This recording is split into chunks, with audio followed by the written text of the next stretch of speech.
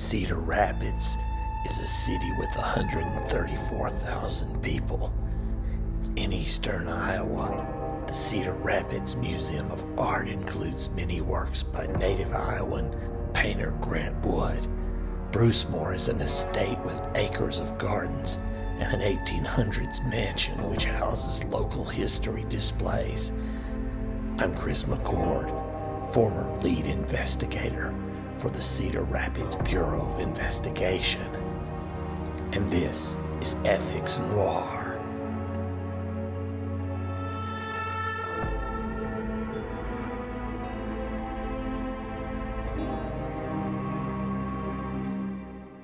I was taking notes on my latest case when in walked professional philosopher Judith Jarvis Thomson. Hello, Chris. Well, if it isn't J.J. Thomson. I refer to her as J.J. Thomson because she is dynamite. If you don't understand that joke, ask your grandparents. I think you know why I'm here. So are you gonna light that cigarette, or are you just doing an imitation of the Statue of Liberty? I think you know why I'm here. Now why don't we cut the sweet talk, and you tell me about the case that you came here to tell me about, which, if I remember the intro correctly, is the case of the famous violinist. What's the matter, JJ? Cat got your tongue? Or maybe the famous violinist has the cat's gut because he used it to make a string for his bow. I tell you what, why don't I refresh your memory about that case? But now let me ask you to imagine this. You wake up in the morning and find yourself back to back in bed with an unconscious violinist. A famous unconscious violinist. He has been found to have a fatal kidney ailment, and the Society of Music Lovers has canvassed all of the available medical records and found that you alone have the right blood type to help.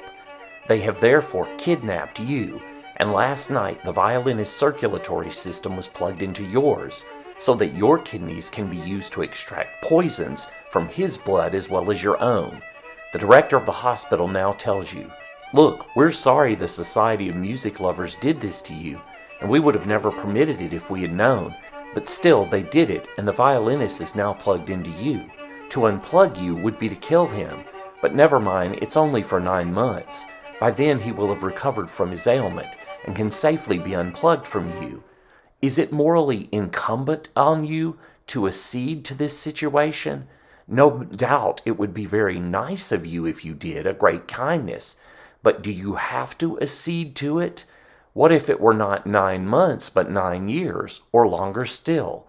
What if the director of the hospital says, 'Tough luck, I agree, but now you've got to stay in bed with the violinist plugged into you for the rest of your life? Because remember this, all persons have a right to life, and violinists are persons.' So, you wake up with your kidney attached to a famous violinist. The doctor explains to you you were kidnapped and attached in the night. If you stay attached to him for 9 months, he will live. If the doc detaches you, he dies. It is your call. Are you morally obligated to stay?" In this case, Thomson thinks your natural common sense moral intuition would be that, well, it'd be nice of me, but I'm sure not obligated to stay in this situation to keep the famous violinist alive. J.J. Thomson's main violinist argument by analogy. P1. If a violinist could only stay alive by being hooked to your kidney, and you didn't consent to him being connected to your kidney, then you have no moral obligation to remain connected to his kidney. Premise 2. In the case of rape and incest, the fetus is like the violinist. Its continued living depends on using your body, and you didn't consent. Conclusion. Therefore, you have no moral obligation to carry the fetus to term. Just as the violinist's right to life doesn't trump your right to control your body, the fetus's right to life doesn't outweigh your right to control your body. Abortion, Thomson concludes, is morally permissible. If a person has a right to life, then it is always morally wrong to end their life. The fetus has a right to life. Assume this is true for the sake of the argument. Give this to the pro-life side. Therefore, it is morally wrong to end the fetus's life.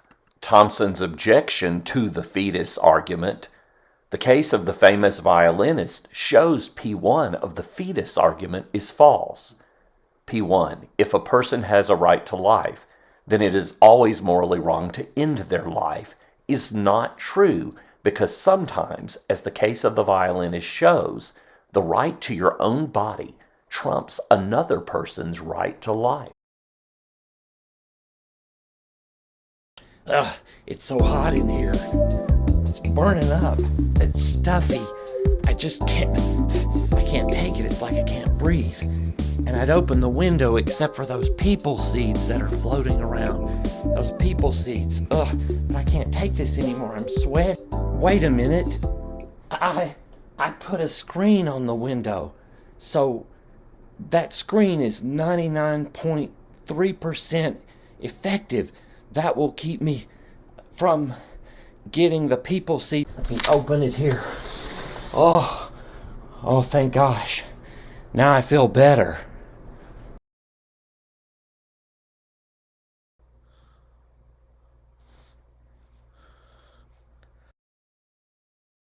Who are you? Well, I think I can explain that. I got in last night through your window screen.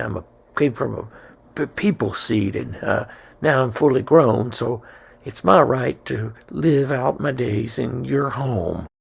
But why does that give you the right to stay here?